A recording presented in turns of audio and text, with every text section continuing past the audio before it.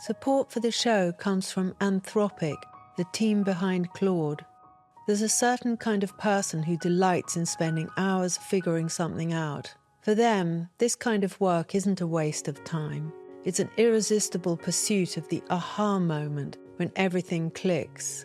And that's exactly the kind of thinking that Claude was designed to do, to skip over the easy answers and dig into the deep stuff. Try Claude for free at claude.ai/fashion neurosis and see why problem solvers choose Claude as their thinking partner.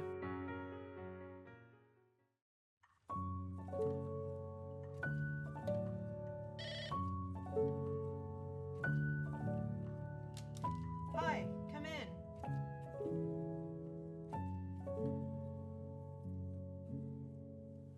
Welcome to Fashion Neurosis, Lynne Ramsay. I hope I don't fall asleep. This is extremely relaxing. You're never going to fall asleep. You're way too lively. Can you tell me what you're wearing today and why you chose these particular clothes? Well, I'm wearing a shirt from Prada actually because I was at a Milan show last week and it's just nice and white and crisp and clean and super comfy. And then I'm wearing a pair of Adidas trousers from Liberty. They do a collection together that are just super comfy because I sprained my ankle really badly and I need to be super comfortable. So they felt like the most comfortable things to wear today. And you're wearing my eye mask that I've wrapped around your foot to calm down the pain. And that's my Bella Freud ankle. And it's very Vivienne Westwood as well. I'm quite liking this style, you know, but it's making it feel much better. Oh, I'm glad. And you're a multi-award-winning Glaswegian filmmaker, and you're an auteur, as they call it in the film world, and which is the greatest compliment. And your short films from film school all won prizes, and Ratcatcher, your first feature, won numerous awards and is one of the most moving and unsentimental films I've ever seen. And how do you create so much feeling without telling people how to feel? I think it's about creating almost a memory, you know, almost. I suppose in the case of Ratcatcher, it was a landscape I was very, very familiar with. And I really base it around the canal. That was always a place it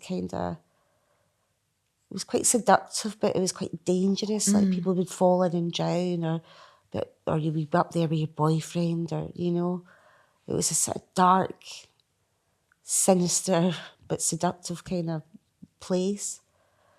And once I saw, there was a paint factory next to the canal, and they used to chuck the cans of paint in. And so I remember seeing this amazing vision of these swans, you know, like just moving through this paint and making it a kaleidoscope, you know, and getting covered with the paint, you know. And so it was like sometimes locations, I think, for me, or it's like a portrait of a person. But there's just things I can see, I think, because I used to be a photographer. And so I look at details of things and details of emotions and try and show them in a way that's maybe not the most conventional way to do it. But I don't know, instinctively works for me. Yeah. Well, it works for everyone else too, because it's so affecting. And people often have a strong attachment to where they come from, but somehow it happens more with Glasgow than anywhere else. And what's so powerful about identifying as Glaswegian?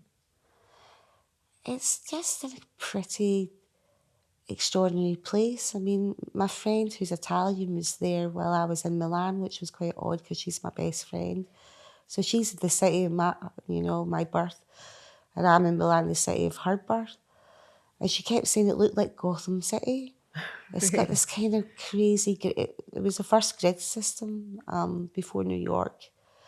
and the buildings became black with the coal, and I don't know, it's got this kind of imposing, dark kind of majesty, and also a kind of humour in it, like from the people, you know, that's dark as well, but fun. It's twisted and crazy, and it feels like almost like you're in the Wild West sometimes. Yeah. Yeah. There's even a place called the Grand Old Opry that people go and dress up in cowboy, you know, costumes and shoot guns and stuff.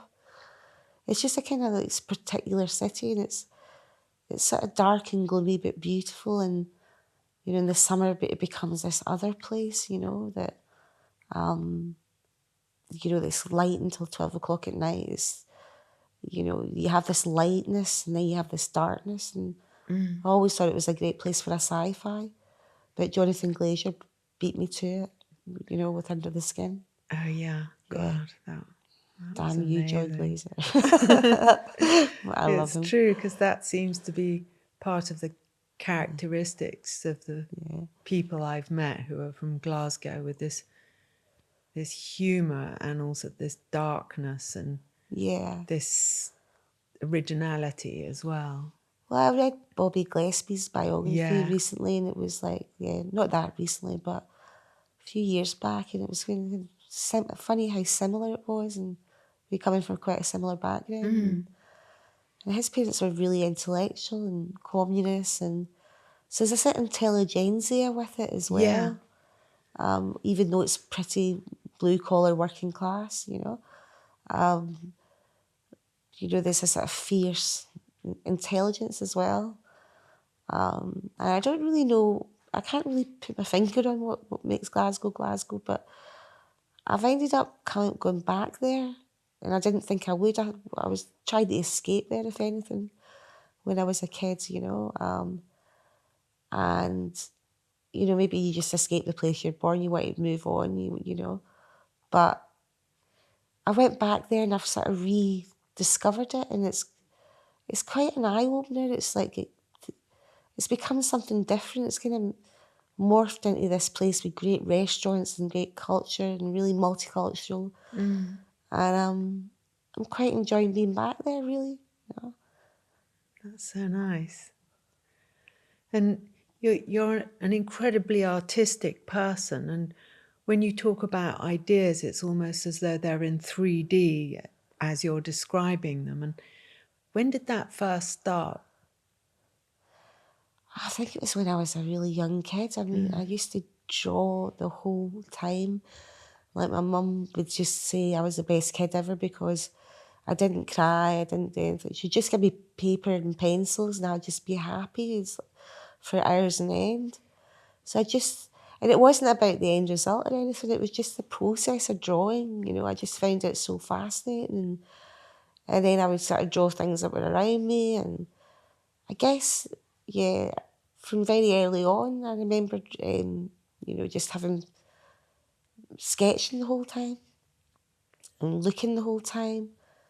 And my mum was really into the movies as well, so I would watch Saturday matinees and Mildred Pierce and things like that. And I was like, just became quite fascinated by film. And my family started thinking I was deaf because they'd be coming and I'd be watching something and they'd be like, Lynne, Lynne. And I was so into it that I didn't hear anything because it was a big noisy family. So it was my way of just like separating, you know, out, like just going into my own world in a way. Yeah. There's a great line in a Dizzy Rascal song that says, "A heavy bass line is my kind of silence," and that's such a good description That of is getting fantastic. You know, because the house was so. I mean, I had like one brother, two sisters. It was quite a small house, like 3 bedrooms, I think, and it was, you know, always bustling and noisy, and like to fit in, like, you know, everyone fighting to, you know, when you were in the bathroom doing your hair or something, then sisters coming and, you know, getting you out, you know, like just the fighting for a bit of space, I guess. Yeah. And so my space was like, within all this noise, I could find a kind of silence that I could tune in to things and not hear anything else. And it became a kind of thing that helped me as a filmmaker, because it made I could focus like, in a different way, even in a very noisy environment. And what was the garment that first changed the way you felt about yourself? Well, I had this T-shirt that my mum had given me that had Speedy Gonzales, the cartoon character, on it. And I just thought it was fantastic. And my sister had a pair of flared trousers that had Rupert the Bear like on them. And I sort of stole them a bit, you know, like so I'd have this outfit, the Speedy Gonzales T-shirt and the Rupert the Bear flares. And I think they just did a little bit of, like, just a little Rupert the Bear insignia here and then the Speedy Gonzales. And I just would not take it off. My mum couldn't get it off me. She couldn't wash it. She couldn't do anything. And every time I see a photograph of me with it on, I've got my hands up and total joy at wearing this T-shirt, you know, like arms outstretched to the heavens. And I just remember never taking that T-shirt off, you know. And my mum saying, we really need to wash it. And so that's the first really clear memory, I suppose, of a piece of clothing. Yeah. Because children feature quite a lot in your films, and you've a way of portraying their experiences, which are often on the edge of quite disturbing, as though you're in that child's body and not as the anxious parental onlooker. And do you inhabit those children? Yeah, I guess. It's funny what people see as dark and light, because I think kids just see this kaleidoscope, you know. And I suppose the kids in my films, Ratcatcher was a it's a landscape I really knew, and so the horror, what people would see as horror, like something like, there was a refuse strike and there was rubbish all over the streets and it was black plastic bags and there was loads of rats and crazy stuff. But I remember pulling clothes out of a black bag, you know. I think someone's grandma had died or something, you know, these 1920s hats and crazy stuff. It was like you were in a sort of medieval kind of landscape, you know, but there was fun in it and intrigue, you know. So that horror, I never really saw it. That just was how life was. You know? Yeah, because it's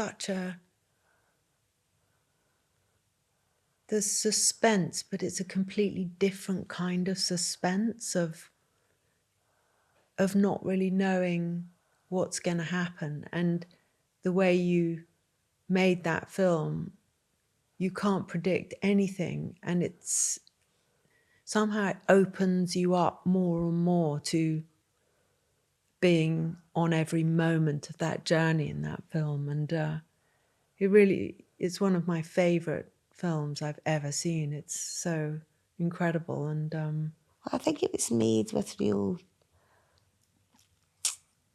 we were all a bunch of filmmakers who'd never done anything. We were just out of film school.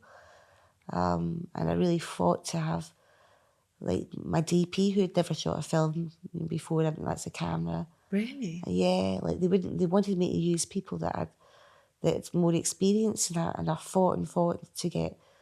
So every single person who'd made Ratcatcher had never made a feature film, like the production designer, the cameraman, or the DP, the editor. None of us had made a feature film, so it was a real trial by fire. But it was, and then we went up, and it was a Glasgow crew who were thinking, who's this bunch of moronic students, probably, you know.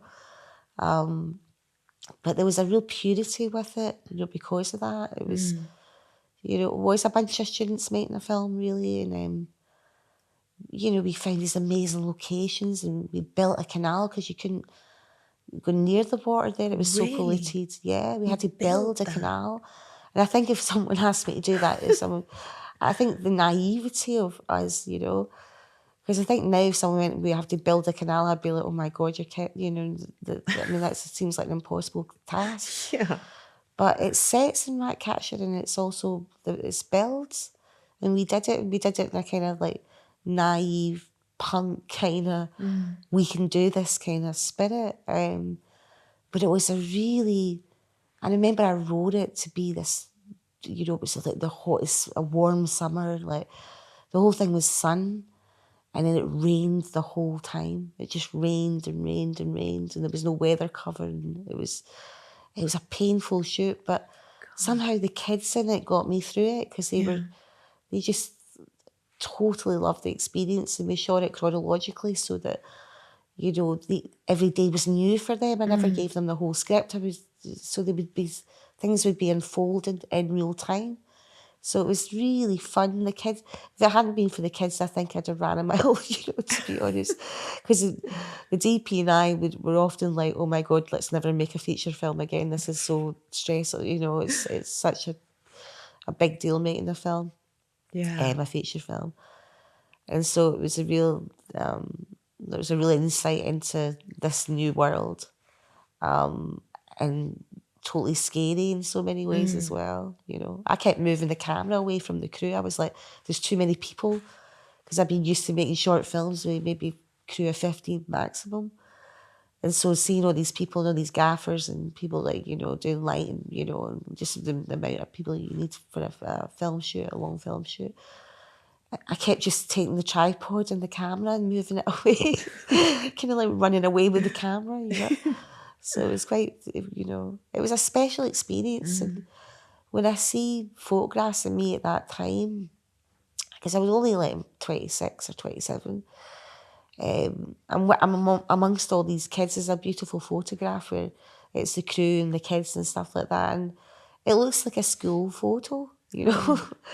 And I look like a kid myself and amongst these kids, and I just think there was a lot of authenticity in that whole process. It was non-actors, a lot of the kids, and they'd never done anything before. But it was a painful process. I mean, I didn't enjoy the shoot, whereas some other shoots I've enjoyed more, you know, because it was almost like something so pure being ripped away into just dealing with the whole mechanisms of making a feature film can be really, really trying, you know. Like, when you work with people that are, it's, you know, you've never worked with you need a DP or a cameraman or a production designer that's done loads of stuff, because you're not experienced yourself. And I get that, but I'd made these really great shorts with this great crew of people, and I wanted to keep it intact. But everything was such a fight that it became so tiring. But the kids got me through. The kids totally got me through, you know. Because how do you choose your shots? Because it's something I really notice in your films, how you'll use shots of bits of people or the incidentals, and they draw you in so much. And I was just watching this documentary about Martin Scorsese by Rebecca Miller, where it describes how he uses these shots because he's spent so much time looking out of his bedroom window and being stuck inside with asthma. And how are you so sure about which shot you want to use? I think it's something to do with when because I used to be a photographer. I studied photography. I studied painting first. I thought I'd go to art school to become a painter, really. That's what I thought I'd really do, and maybe I still will. But I discovered a dark room when I was a kid. I was at this place called the Glasgow Art Centre, and I had a dark room and no one was using it. And so I ended up using it. I had the whole place to myself, probably making pretty crappy pictures, you know, like sort of teenage stuff. But I got into that, which brought me to film in the end. But just the way of looking at people, I like to, you know, being a photographer, like, you look at details, or you look at what's outside the frame, or you're always observing. And I think Scorsese was a photographer as well, as was Kubrick, you know. So I came from that kind of visual background, whereas some people maybe come from theatre or different ways. But to me, it's the rhythm of how you put an image with an image with an image, and also what you don't show. Yeah. You know. So I just can think of things in a very visual way, you know, and I have I suppose there was just an ability from being a kid, you know, and just always observing.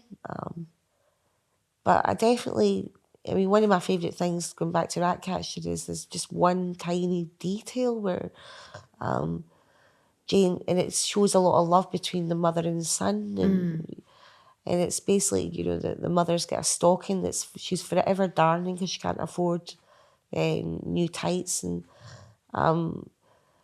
James, the main character, sees her sleeping one time and he sees a hole in her stockings, and he pulls it as if trying to mend it, you know, for her. And it's just this tiny, tiny detail of an act of love that spoke volumes, but it was only 2 shots, you know.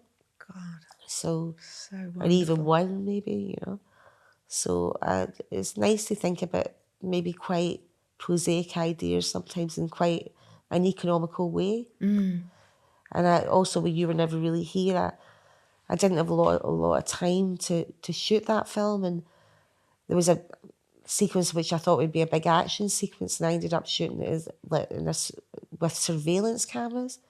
God, really? And it was and that was like, you know, basically out of necessity because I had no time to shoot it. I couldn't do a big balletic action sequence. And yeah, it gave it something that was super original because the violence is so mechanical and a lot of it's off screen. So a lot of the time people will say, that's such a violent film. But actually there's no violence in the film, it's all off screen. And I think that the way your brain reacts to it, it does feel violent, you know. It's what you didn't see, you know, it's what the piece of the picture that you put together in your head becomes quite scary, you know. So it made me laugh a lot when people said that was such a violent film, because it's like, you're showing almost nothing. Support for the show comes from Anthropic, the team behind Claude. We've all become so accustomed to getting instant answers to any question that crosses our minds, which is understandable. We've all had access to search engines for decades now, but often search engines will trade depth for expediency, and the answers you're given can be incomplete or compromised by advertisers. That's what sets Claude apart. Claude isn't interested in giving you quick and easy answers. When you ask it a question, it's prepared to get into the why with you, to dig deeper and follow you down rabbit holes. What's more is that Claude can also support you with the kind of admin tasks that are tedious to complete on your own, which is how I prefer to use Claude. It helps me with things like cleaning up a cluttered inbox, or summarising meeting notes, or synthesising a plan of action when I want to get started on a new project. In that way, Claude is more like an ally than a simple search engine. Try Claude for free at claude.ai/fashion neurosis and see why problem solvers choose Claude as their thinking partner. I was reading about how you brought that film forward, and you seem to be able to make films in very chaotic circumstances. And on the first day when the crew was setting up, you said you just grabbed the camera and then Joaquin Phoenix said, "Are we filming?" And you said yes. And do you feel more in control in a way when things are out of control around you? I don't know. Possibly. I mean, making films is so chaotic anyhow. Something always happens that you don't expect. So I think I do work well in environments where I've kind of like, you've literally got a gun to your head and you have to make a decision. Whereas when I'm in just a normal life, I'd be like, you know, oh, you know, I'm in a restaurant and it'll take me ages to make a decision, you know. But in film, it's like, it's just this kind of total instinct that you're going in instinct. And yeah, it's true, and you were never really here, that I just started shooting, really. And everyone was running because the first day people are just getting up to speed and it's a bit slower and it's a bit... And I think that really broke the ice between us two, Joaquin and I, because he loves moving fast as well. He doesn't like hanging around too much. And I think he started laughing when he was like, you joking, right? We're shooting now. And I was like, yeah, we're going. Literally turned up, got out the car, set the camera up and started shooting. Wow. And even the sound man, people were running and, you know, like, what the heck's going on? We're just shooting. Normally, with it, just literally turned up and set and started shooting. God. And but I think that really made our relationship quite special because he saw the way I was working and I saw the way he was working, and it really was one of the most special times I've ever had with an actor, because over the period of the film it just became a bond. It was like there was a real bond. It was like a real, I think, mutual respect, you know, or a way of working that we both were similar. Yeah. Yeah. Because I met you first when you wore one of my suits to the BAFTAs, and you told me you'd had a T-shirt when you were a teenager, I think, saying "whatever." Yeah. And was fashion a thing in your household? Well, yeah, I mean, it was actually. I mean, I had two sisters, and I mean, I used to like to make things. You know, I would like. We didn't have a lot of money. My mum was a cleaner, you know, so but she would take us out every month, one of us, and buy us an outfit. Oh, wow. But I used to do things like find bandages and made a hat out of them, wrapped them around my head, or went to Miss Selfridges and bought a bikini bottom and made it into a hat, you know, with an elastic band, and just do these kind of wild things, or send away for Doc Martens, or, you know, or I would tie-dye stuff with my brother's Airfix paints, you know, and put them in the bath and then make, you know, put T-shirts on top of them and stuff like that to make patterns. Oh, that's so then my cool. mum would go absolutely crazy because the bath was all covered with oil paint, you know. So, but I've got quite a lot of memories of like sending away for the first Doc Martens. You couldn't get them in Glasgow. Seeing there was a style for a while in Glasgow which was kind of copies of Burberry type trench coats, and I remember begging my mum to please get me one of these. And then we eventually went, and I went with my older sister as well, who always saw me as this little kid. And she's like, you can't get her that. And I came back with like ankle socks and a pair of sandals, crying my eyes out that I never got this Burberry type trench coat. But my mum would like do things like she would buy, I remember she bought me this, we went together, but like a mint green mini skirt. I was a mod for a while, like when I was about 11, or then I was into ska and stuff. And it was a mint green mini skirt with a kind of Mary Quant plastic belt with the circle. Yeah. And then this strange shirt that went with it was multicoloured, almost like a Hawaiian shirt, and me being the coolest at the disco, and, you know, and my little mod outfit. Yeah. And so my mum was really kind in that way, that she would like make sure you were treated down again, even if she didn't have a lot of money, you know. Because my dad was away a lot, and he was like, you know, I mean, she was really making ends meet as much as she could, but she still made this time to treat us all. But I used to look quite different. At one point, I changed my style at school, and I used to borrow my older sister's clothes, and she'd like leather trousers and things like that. And the 80s were baggy leather trousers and things like that. And she'd go crazy. But then I discovered alternative music, and I was into the Smiths and stuff like that, and The Cure, and like the Human League, and, you know, and I ended up shaving all my hair at the back and making it a perm, like, but it looked like a kind of 1920s bob, and wearing black plimsolls and kickback skirts, and, you know, just having my own style, really. Yeah. And people at school going, you used to look so good, look at you, you look terrible now, you know, like, because I had my own thing going down, you know. Yeah. But I just feel, and it wasn't a school you wore a uniform on at, so I used to be really inventive about what I was wearing, or finding things, or, you know, just making the best of what we had, but making it into something different or whatever, you know. So the hat making went on for a while. Yeah. God. And how is your transition from girlhood to woman? Was your mum supportive of you during that phase, or who in your family looked out for you while you were going through that? Oh, God. Well, it was, I mean, it wasn't my sisters because they were always, everyone was always fighting over clothes or something, you know. And it was a sort of hierarchy. So it was probably my mum, more or less, you know. And probably music played a big part. My brothers, I used to listen, he was listening to Pink Floyd and B-52s and things like that. And it was really music made a big impression, you know.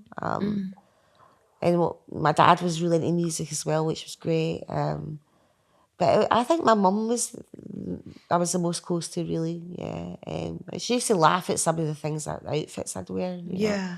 But she thought it was, I know she thought I was inventive because I'd come, you know, I'd start some fashion at school or something, you know. Like people would laugh at me then before you knew there was people wearing the same thing. How that's you so know. satisfying. Yeah. And your short film Gasman won a BAFTA, and it starred your brother James, who later committed suicide. And what was he like? Oh, he was beautiful, super sensitive. He was never quite of this world. He was always super sensitive. And I remember he had this collection of birds' eggs. So he was stealing the eggs from the nest, which is pretty terrible. But he had these desks where they were full of straw and they were all labelled in this beautiful copper plate writing, all the different eggs. And then one time he blew, you could make a hole when you make to get the egg, you know. And so Yeah. he blew it out to blow the yolk out. There was a tiny little chick. And he started crying and he never did it again. Because I think before he'd never encountered that. But he looked like, I mean, a young De Niro, really, or, you know, but with very blue eyes. He was very charismatic on film. He's in quite a lot of my films. Yeah.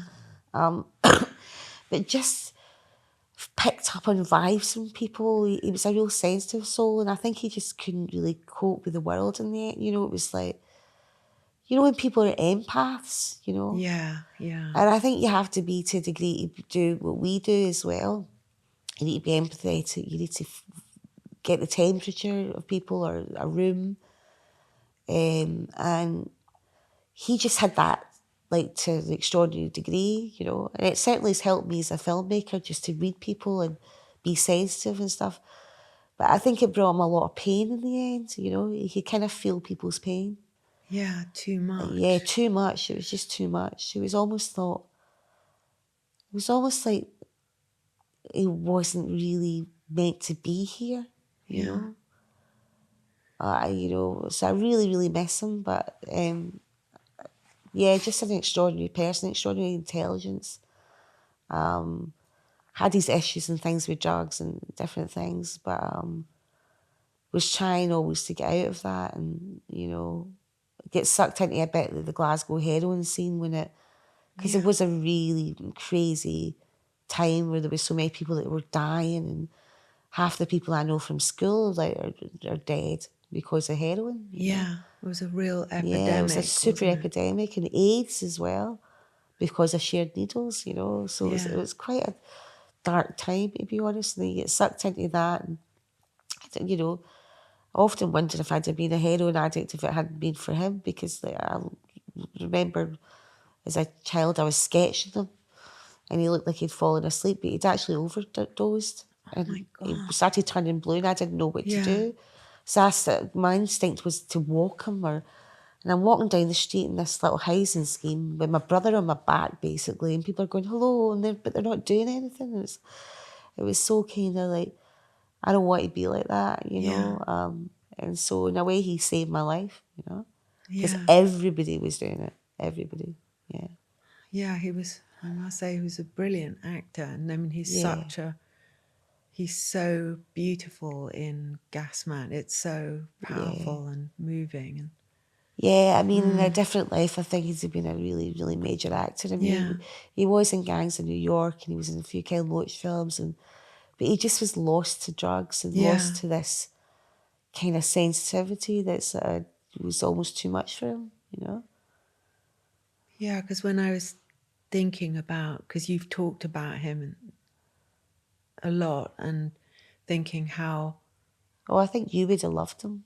yeah, I think so, and how you survived and he didn't, and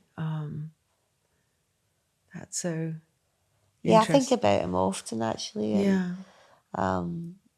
But yeah, there was this time in my youth that was basically, Irving Welsh gets it pretty right. There was a time that was just like, it was this epidemic, and a lot of people young people died, So I suppose thinking back, during my teenage years, there was that kind of hanging over the whole city as well, Because also you've said, people have said you have a reputation for being difficult, and you've actually gone through some really difficult times. And do you think that accusation is something more easily levelled at women rather than men directors? Yeah, I mean, I think I said that in a flippant kind of manner and they made it the headline, like people love to do stuff like that. Yeah. And it's actually been quite a nice interview, and I'm actually probably one of the least difficult filmmakers to work with. I mean, I love my crew. I love the actors. I tend to want to make it quite a nice, tight and enjoyable place to be. But yeah, I think to the latter part of your question, it's like, if you're single-minded and if you to be a director, it's in the job description, really, like you have to be directing, Yeah. You need to have a point of view, you need to know what you want to do. And I think sometimes I've heard stories which would make your toes curl about something a guy's done. Yeah. And yeah, it's all like, oh, well, he's a genius, So I think maybe there is more pressure on women, like, or it's still the remnants have been frowned upon to be a director, I to have. suppose, yeah, it is a bit of a... It's a bit like going out with a guy who just can't handle, women being in control. Do you know what I mean? It's like being in a relationship like that sometimes, I mean, when you read about Finds it Francis threatening. Ford Coppola and Easy Rider's Raging Bull, the making of Apocalypse Now, which is one of my favourite films ever. I love it. Yeah. I mean, it's so insane. Yeah. The things that... Yeah, I can't imagine a woman getting away with some of that stuff, But, something like having spaghetti bolognese flown over from America to the Philippines. Yeah, that would just been seen as super indulgent, But I mean, I think times are changing, but not as much as you think, Not as quickly as they should be, Because actors love to work with you, and you've worked with some incredible people, apart from Joaquin Phoenix and Nick Nolte and Sissy Spacek and Tilda Swinton, and then most recently Jennifer Lawrence. And how do you cast your films? I think it's through meeting people, really. I've never cast anything on Zoom. I mean, some people do that now, and I just don't understand it at all. I think it's meeting people, feeling what the vibe is like between you. Jennifer got in touch with me. It was very cool speaking to her via email, and we Zoomed, and we spoke about it for a year, And then Joaquin, I spoke to him over the telephone when I was in Greece, and he now claims that he understood about 10% of what I was saying, and that's why he agreed. But I don't know that, I mean, it never happens overnight. It takes a while, Tilda, she really wanted to do Kevin, and I thought maybe Eva, the main character in Kevin, should be a more everyday woman, whereas Tilda's quite extraordinary. Yeah, she sure is. But actually then she took me for lunch or dinner or something like that, and she goes, no, I'll tell you why, and it's like she should be extraordinary because everyone's going to notice her, Yeah. And I thought, that's a bloody good point, and plus she's amazing. And so she she wanted to do that, you know. She almost took me by the scruff of the neck a little bit and was like, no, let's do this together, you know. Yeah, she does You that, know, doesn't she? yeah. No, she's got a willpower and a determination, and I really love working with her, you know. Would love to work with her again. And I'm friends with a lot of the actors. Like I spoke to Samantha Morton this morning. Samantha Maybe Morton. Samantha Morton too, Yeah, you she's know, who was incredible. in Morvern Callar, and we were Yes. just talking about another film again next week. You know, she's got an idea and she wants to meet up, you know. But we're still been in contact since I was 26, you know. Really? So, you know, I've known her so long, and I still speak to Wiki, I still speak to Jennifer and Robert, and, you know, I actually owe Sissy Space, I can email her, she's expecting one from so I tend to keep in touch with the people I worked with and that I enjoyed working with. John C. Reilly as well, he was amazing. So I'm kind of in touch with them all, you know. Because you have such a close relationship when you make a film, it's a bond, you know. And I think we've made some special work together. You know? Yeah. I mean, there's such a strong feeling of intimacy in your films. It's hard to imagine sort of just forgetting that and moving on to the next. Films are very weird. Like, you spend this amount of time with people, and it's very intense, and that's why a lot of people have affairs on film sets. It's so intense, and then when it gets to the end of it, it's almost like you almost feel really blue. You know, you feel really like, oh my gosh, is that it? You know, because you've been so welded together for this intense period of time. Yeah. I always get quite sad at the end of film shoots. You know? God, I can Even imagine. if I'm really tired and hoping it will finish, you know. It's often said that creative people are not the best at managing business. We may know what we want, but we don't always know how to get it done. This is where I use Claude. Not to have ideas for me, but to help me navigate the administrative tedium of bringing my ideas to life. My inbox is full of unread emails. This is my system for reminding myself of things left to do. Claude looks at my inbox and my calendar and tells me what needs my attention and what can safely be ignored. Before meetings, Claude reads long email threads so I don't have to pretend I can remember everything. Claude helps me keep track of what I said I'd do, what I've already done, and what everyone else has quietly forgotten. And when I'm working on a project, I can give Claude some context, and it helps me sort through my ideas and prioritise the order of things. To me, Claude feels less like a tool and more like an authoritative ally. I can spend more time thinking, listening and making decisions and less time managing chaos. Try it for yourself at claude.ai/fashion neurosis. And is the edit process like a sort of, almost like a very slow calm down, so you can re-engage and then start to shape it and start to detach from the emotional intensity? Yeah, I guess so. It's editing's really where you're making the movie. Yeah. It's like it's as close to direction as you can get, like editors are, you know. And but there's so many avenues you can take. It's a real conundrum, and sometimes even after an edit, you'll get the idea after later. You're like, oh, because a lot of the time it's thinking time, you know. It's not about the doing time. Once you know what you're doing, that you can do that pretty quickly. But often it's just watching the rushes and considering the material and really, really thinking. So sometimes I felt like, oh, I wanted more time for that, you know.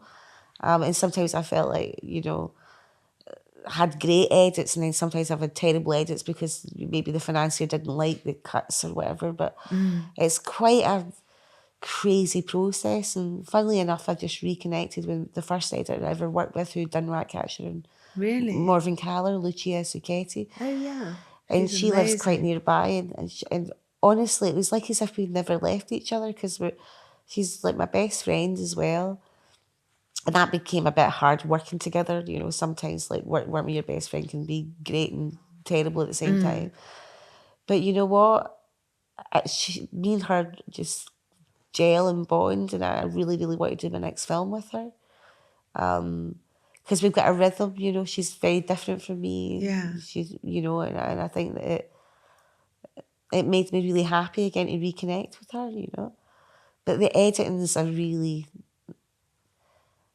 it's a strange process, because I often think, like, maybe a year later I'll go, shit, I should have done that, you know, Really? or that scene, Yeah. why didn't I do it? Or I should have and I've never reshot anything. That's the thing. I mean, a lot of people get the you know, the That's quite normal now. luxury of reshooting, but I've never had that, so I'm always like thinking on my feet, doing it as quickly as I can. And Yeah.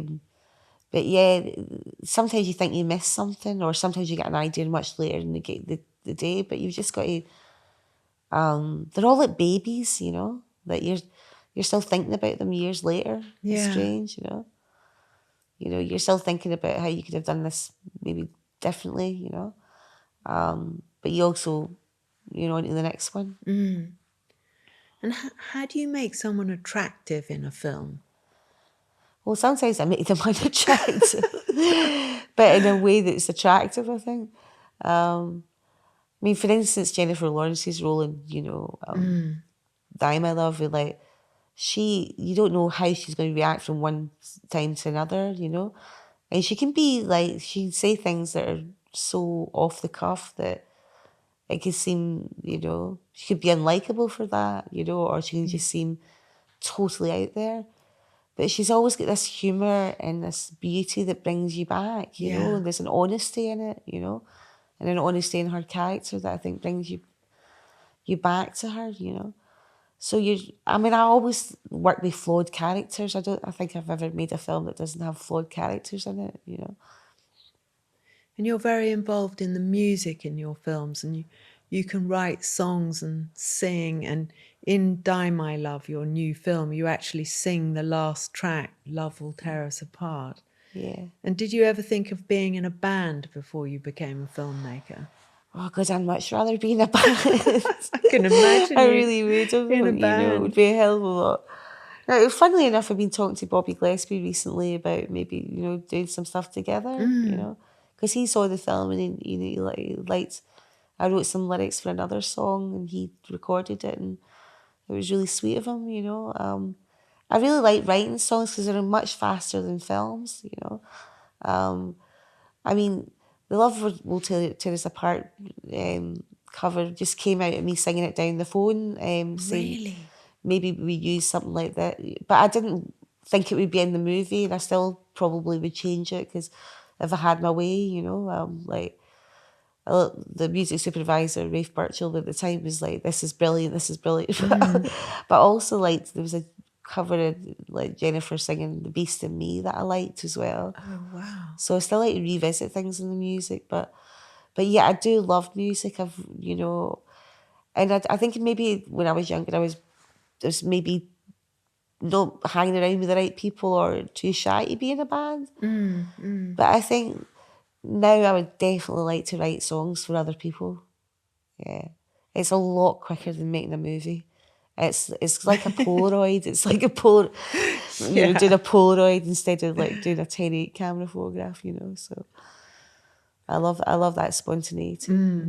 You're really good at it. I remember you calling me up once and saying, I've written a song for you. It's Bella, I don't need a fella because I've got Bella. Oh my God, I completely forgot about that. That's hilarious. I've never forgotten that. Oh, that of is so course. funny. It's so good. Yeah, I'm going to put them all together, you know. So great. That is hilarious. Because in Die My Love, Jennifer Lawrence plays a woman spiraling sort of after she's had a baby and Yeah. some kind of postpartum psychosis, and she's got this little baby, and you think, is something gonna, you know, is she gonna harm this child? And she's actually a really protective mother, and Yeah. it keeps you in this understanding of and sympathy of her deterioration, and so you don't withdraw your loyalty to her character. And Yeah. how did you know how far you could go with that portrait? Well, it was a difficult one, you know. It was definitely like, it's based on a book by a writer called Ariana Hardwich, and it was quite a surreal novel, but also at times you were thinking, do I really want to go with this main character because like she's so out there? But also the one thing that was so powerful in it that I thought made it super special, and I think that's what Scorsese saw in it as well, was that you never felt like you were apologising for this character Yeah. or over explain, you know, that she was never the victim, you know, and I loved that. And also that she was a bit of a punk herself. Like she'd say the things that you really want to say, you know, but you know, but for fear, don't say them. You know, there was a kind of authenticity and honesty to this character as well within her madness. Yeah. Which I thought was really extraordinary and I hadn't seen in film before. And so the closest we thought was maybe A Woman Under the Influence or something like that, which is an extraordinary film. I love that film. But she really, I think, Jennifer really humanised Grace so much with humour. Yeah, I mean, she's it's just true. a natural comedian. She's naturally, her timing of things is funny. And, you know, if I ever recut that film, again, I should put some extras in that film and stuff. There's some crazy stuff where, you know, even before she throws herself through that glass plate window, there's a bit of her dancing, you know, and it's just brilliant, you know. And I often think there's just all these wee moments of humour Yeah. that I still love to interject, you know, when I'm at 80 and I'm recutting things, you know. So we'll see, you know. But she was on it, in it. We'd spoken about it before and she just was there. It's the same as Joaquin, you know. He came 2 months before the shoot. Really? Like, yeah, like sometimes the actors turn up the day before, but he came 2 months before the shoot, and I was like, oh my God, I haven't even reckoned the locations. I was terrified, to be honest.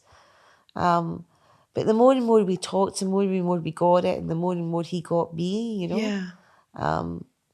I think the first time he met me, he probably thought, oh my God, she's such, you know, like this is such a dumb conversation. Because I was like, I didn't know what to say to him. I was like quite intimidated by him. And I was like, are you left-handed? Are you right-handed? It's like, you know. But those like, are great questions. They're quite sort of yeah. grounding questions. At Yeah, least you but can he's answer them. probably thinking, what the heck, you know? Yeah. But we ended up living like a couple of like a block away from each other in New York, and I'm running around in the middle of the night with a computer going, hey, I've got this idea, you know. And he had ideas as well. Yeah. And it just made it brilliant. I mean, it was one of the most interesting experiences I've ever had working with an actor, working with him, you know, because what he brought a lot, you know. But I think if you've done a lot of prep with an actor, then you really can. The shooting's the gathering of material that you don't need to start directing them to do millions of different things because you've already really made it happen in prep, you know. And that's certainly how I felt with Jennifer. We talked about it in prep and she just was on it. She was doing single takes, you know. So I didn't need to say to her, oh, do it differently because she was there, you know. So because of that, the amount we'd spoken about it. Yeah, she was absolutely amazing. I mean, but I mean, I've heard you talk about ideas and, you know, something very simple and suddenly you've made it into this, you know, when you use this word kaleidoscope and you do that and you have all these other visions for how it could be done and what you could do with it. And it's when you were like bringing up Joaquin in the middle of the night, did he just love that? Yeah, he's the kind of weirdo that would be up in the middle of the night anyway. You know, no, he did actually. I think he loves dedication. You know, he's super dedicated. He's super. You know, not many actors are going to come that early. He has to be in it. So I think that made us bond a lot. You know, because he knew that I was. You know, it was in both of us were thinking about it all the time. You know. God, so much fun. Yeah. There's a great picture of you wearing white socks with black patent Mary Jane shoes. And how do you like to dress for the red carpet? Well, I think you've got to feel comfortable, you know, like you've got to feel you. And sometimes, people can give you clothes and but that doesn't mean you need to wear them, You have to, I think, there was one time I was voted worst dressed at BAFTA because someone appeared with this purple dress, like they said they were going to make me a dress, and I felt obligated to wear it, and it just wasn't nice on me, And I had a Vivienne Westwood dress that was much lovelier, Yeah. And so as well as not winning the BAFTA that night, my mum getting sick at the BAFTAs and not getting on with my mother-in-law kind of type, Then I was voted worst dressed as well, so it was a pretty bad night. But from then on, and I thought I'll never ever wear anything that anybody just, for obligation, and I always feel much more comfortable in wearing what I like to wear, what looks good in me. And I went to the Golden Globes recently and I wore a $15, net skirt with a corset under it, and then a kimono underneath it, and then this beautiful Prada coat, So I mixed it up and made it my own, And so to me, it's like finding that just something you really like, and that was a real lesson after being, wearing something that was so hideous on me, Yeah. And I felt that I should wear, because a lot of the time I think people are given clothes and they feel that they've got to wear them, or that it's part of that designer or whatever, but I always kind of try and subvert it and make it mine. It's so important because when you wear something wrong, you never forget it. It's the thing you remember. I find your whole life wearing that thing, and it haunts you. It's so it's like someone's put a spell on you almost. Yeah, it was the hideous thing I wore because I felt like I should do, and I was quite young, so it was, and I knew that someone had went to all the trouble of making this dress, but it was hideous, and I should never have worn it, and I'm never ever going to do anything like that ever again, Yeah. So I think it's about not just that it has to be a designer thing or anything like that. I like things I find, find in Portobello Market, or the coolest things are mixing it up a bit, Yeah. But I've got my own style, and I think that's the one time I went against it, and I was voted worst dressed at the BAFTAs. God, it's such a stupid idea, isn't it? One of the worst dressed. And if you fancy someone and don't like something they're wearing, does it kill your attraction? It can do a bit. There's a guy I quite like, but he's very proper, wears like 3-piece suits and stuff like that. Maybe he's too proper, but I don't know if it totally kills it, but if it's, it depends, if they're wearing really terrible shoes or something like that, probably, I know that sounds extremely shallow, that I'd probably think, I'm not quite sure. If you get good taste or not, What's wrong with the 3-piece suit? Is it the suit? Oh, I or love is it... 3-piece suits. Yeah. I absolutely love 3-piece suits. It's almost too buttoned up. He's a business guy. So it's like probably made somewhere really beautiful, like handmade and stuff, but he's a bit buttoned up. Yes. He's a bit of a business guy. Whereas someone else with a 3-piece suit can really do it, because I actually love them, and I love them. And I love your 3-piece suits, and I just love suits, But he somehow, he seems like a business guy. Yeah. So it's almost too tight, too buttoned up, Too tight, I think, is a bit, unless you're sort of like Jimmy or something, Yeah. Like, lanky and sort of languid. Yeah. But, so almost like it's been made in Jermaine Street, and, like in perfectly. Jermyn Street. Yeah. But it's just beautiful. I love that, but maybe too buttoned up, because he is a business guy, Yeah. I'm intrigued. I'll tell you later. And if you're feeling low, are there certain clothes that make you feel better?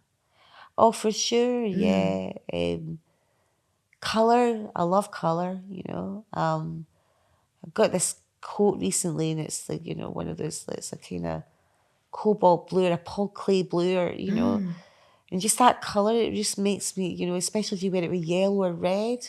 Wow. It just is it makes me happy, you know? Like, colour can really make me happy, and also I think not feeling too buttoned up as well, like feeling, like you can chill out in clothes. It's nice, you know. I love pajamas. I'm a big pajama fan, yeah. Do you find that the colourfulness in the clothes kind of brings up your mood? Oh, for sure, definitely. I love mixing colours. I love, you know, when you have like a clashing colour sometimes. I just really like that. I love colours in paintings like Kandinsky and, just colours that jump, leap sometimes. They make me feel happier, you know. Yeah. I do think colour just can lift you so much, you know. Yeah, I like to disappear into black at any chance, really. No, but black can be great as well. Yeah. Disappearing into black can be fantastic. I disappeared into black for many years, and then I thought, ooh, colour. I like colour. So maybe it's just what suits you at that time. Yeah, you know? it's true. I feel like disappearing into black again soon because I went through a mad colour phase, you know? Black is the best colour, really, isn't it? Well, yeah, I mean, black is it, you know? Do you know what I mean? Wrap up in black. And Martin Scorsese was a producer on Die My Love. And Yeah. how did that come about? Well, he'd read the book before I had, and then I didn't know that actually. And then he sent it to Jennifer and said, oh, I think this is be interesting for you. Then she thought about directors and thought I'd be interested for it. And so it was in Martin Scorsese's book club. I didn't know Martin Scorsese had a book club, and I'd like to be part of his book club, to be quite frank. But no, he's an extraordinary man. He's so amazing. He's shooting right now with Jennifer, actually. Really? Yeah, Wow. it's making a film right now with Jennifer and Leonardo DiCaprio in Poland, you know. God. I know a lot of the crew in it. But no, just what a warm, amazing guy, so knowledgeable. And so he just thought I was a good fit and she thought I was a good fit. And, the conversations we ever had were out like, when he could be helpful or, when he wanted, we thought if I could ask him anything, but he never intruded at all upon my process. He just was like, it's a real cool film, you know. And what did you ask him? I asked him things like, do you think that scene works or whatever? And he was like, yeah, I mean, he wasn't in my face. If I felt a little bit of doubt about something, I would ask him something. But at the same time, I think he thought it worked, Yeah. So he was never like, you should do this or you should do that. Not that kind of guy at all. He's a really respectful filmmaker, Yeah. And, I saw that he really liked Joanna. I saw the Souvenir too the other day. It was like, because I hadn't seen that. Yeah, it's But great. he's a real supporter of Joanna Hogg as well. And it was really nice to see that film and see what he likes about her. Her work's really interesting as well. I really liked it, And so just a supportive presence, really, and amazing filmmaker. You're like pinching yourself when you meet him, thinking, God, I'm just hanging out with Scorsese, I just watched this 5-part series made by Rebecca Miller. I've seen that. Is it called Mr. Scorsese? Yes. It's absolutely tremendous. It's so inspiring. So good. It's really stayed with me. It's like it's like going to university of just about having kind of refining your ideas and having confidence and exploring them. Totally super inspiring. So interesting. And all his ups and downs and he's so human, he's so human where he's been. And I personally identified with so much of it, and I found it totally enthralling watching that. Yeah. Because he's shown the really unvarnished way how it is, even if you're Martin Scorsese making movies, and it's hardcore, It's hardcore, and you come across all this stuff and you've got to deal with it, shit that hits the fan, and it was just really inspiring seeing him. Even if you think it's Martin Scorsese, he's had all this stuff that he's had to cope with. Yeah. It was fascinating. Did he leave you with anything that you've kind of carried with you?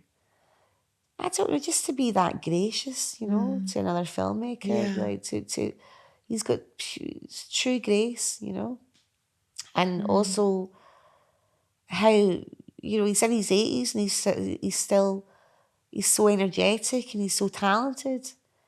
And that's not going away anywhere soon, you know. And it was just an inspiration of thinking, you know, I don't need to retire. I can keep going. Look at Agnes Varda. Yeah. Look at Martin Scorsese, you know, like, you know, it's one of those professions that it's a vocation, you know, really. It's life, isn't it? Yeah, it's life, you know. And it's something that makes me feel quite happy about that. Yeah, I completely Rather than agree. thinking, oh, here's the end of the, you know, your job or something and this is what you do now and all that. It's not like that, you know. No, my I dad feel was gratitude like for that. Yeah. You know? Yeah. I feel that's how I want to go out. Me too. Yeah.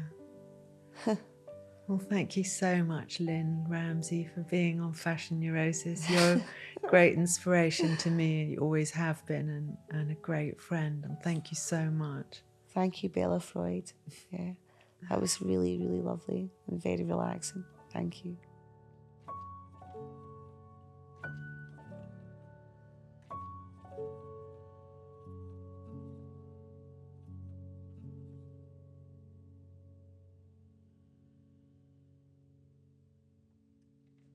Thanks again to Anthropic, the team behind Claude, for supporting this show.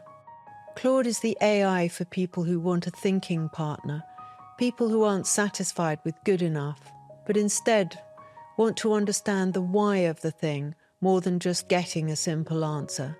If that sounds like you can try Claude for free at claude.ai/fashionneurosis.